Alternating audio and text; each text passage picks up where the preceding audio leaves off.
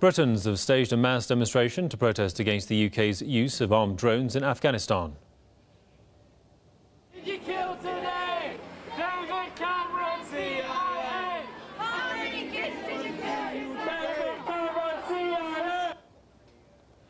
Protesters have marched on an airbase in Lincolnshire County in the east of England. According to the Royal Air Force, the military base was used for the first time this week to control drone flights for Afghanistan missions.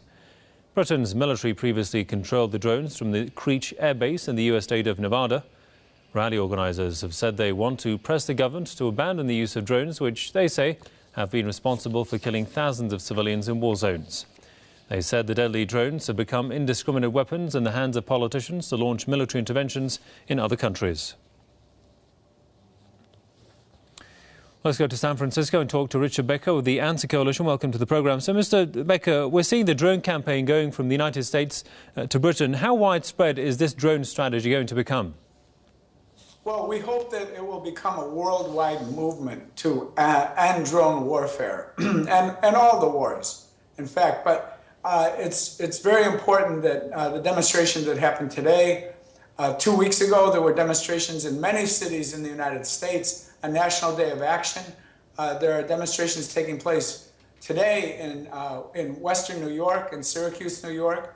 And what makes it so important is that the governments of the United States and Britain, which have acted as partners in the wars in Afghanistan and Iraq, see the drones as not only lethal weapons, but politically convenient weapons that they can use with casualties only occurring on one side, which they hope will diminish anti-war sentiment inside the US, inside Britain. So it's very important that this movement rise around the world, and particularly and we know that there's a great anger toward the use of drones in Yemen and Pakistan and Afghanistan and Somalia and elsewhere. But it's very important that the movement develop, an anti-war movement develop this wing that is particularly focused on opposing drones and the massive civilian casualties that they are inflicting on people in Pakistan, in Afghanistan, and in other countries. And you said it can be used as a political weapon. What do you exactly mean by the drones being a political weapon? In what sense? It's politically convenient from the point of view of the Pentagon, the White House, 10 Downing Street, because the casualties are all inflicted on the other side. There are no casualties, or at least, there are no fatalities on the British side or on the US side of those who are piloting these drones, because they're sitting safely inside darkened rooms at computer screens and selecting targets and acting as judge, juries, and executioners without really risking any harm to themselves. And from the point of view of the leaders in the US and in Britain, minimizing their own casualties is, from their point of view, key to minimizing public opposition to this form of warfare.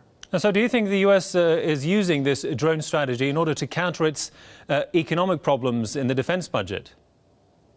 I think that they're using it for that reason, and also to minimize, they hope to minimize anti-war sentiment and opposition to their wars that they are continuing in different forms.